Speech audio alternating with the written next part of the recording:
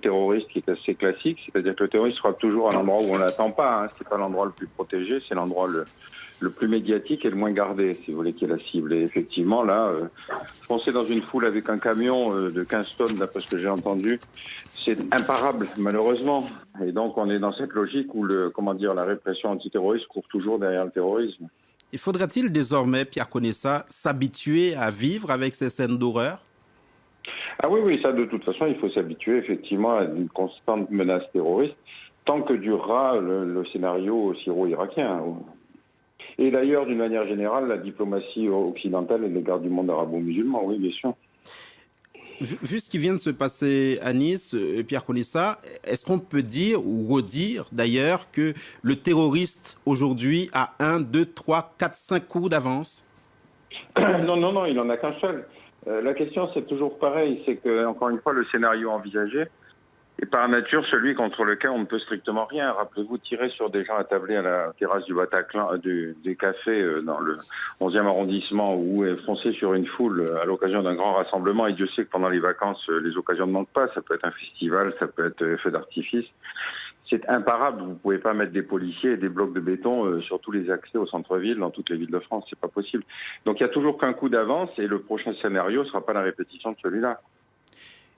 Le président français a fait appel à la réserve opérationnelle pour épauler, pour soulager la police, la gendarmerie, déjà sur tous les fronts.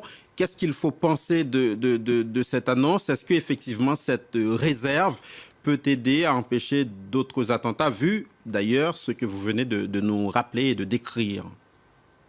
Bon, je crois qu'il s'agit plutôt d'alléger l'effort fourni par les services de police et l'armée de terre, notamment depuis le début de l'état d'urgence, ou depuis le début du plan Sentinelle, parce qu'effectivement, c'est assez lassant que de faire de la garde statique pour des officiers de l'armée de terre qui a vocation notamment à faire du combat et non pas de la protection statique.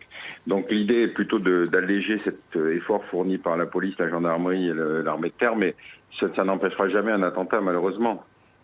Donc il faut malheureusement aujourd'hui poser des problèmes de fond qui sont est-ce que notre diplomatie en Syrie, ou plutôt notre action armée en Syrie et en Irak, n'est pas la cause de ces attentats terroristes, et pas renverser la problématique comme le fait le président de la République, c'est-à-dire on nous attaque. Non, c'est nous qui avons décidé d'aller attaquer, et donc l'attentat terroriste est la réplique du faible au fort. Donc en gros, quand il dit qu'il va renforcer les opérations françaises en Irak et en Syrie, l'exécutif français fait fausse route? À mon avis, il fait fausse route, surtout que si vous regardez bien la composition des forces qui interviennent contre Daesh aujourd'hui, ce sont essentiellement des puissances occidentales. Donc je ne sais pas pourquoi les pays du Golfe ne participent plus à cette opération pour aller frapper au Yémen, ce qui n'est pas une menace directe pour nous, et donc on fait la guerre à leur place, ce qui fait que nous sommes évidemment la cible principale de leurs attaques.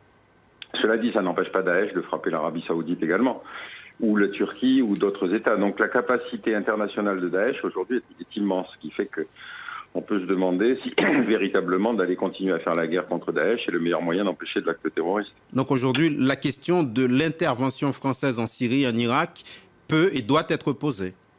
Elle aurait dû être posée dès le mois de novembre, parce qu'effectivement l'argumentaire rappelez-vous, des gens du Bataclan, c'était de dire vous nous attaquez là-bas, vous bombardez nos femmes et nos enfants et nos villes, et nous sommes capables de frapper chez vous. Voilà. Donc on a un argumentaire qui lie les deux crises.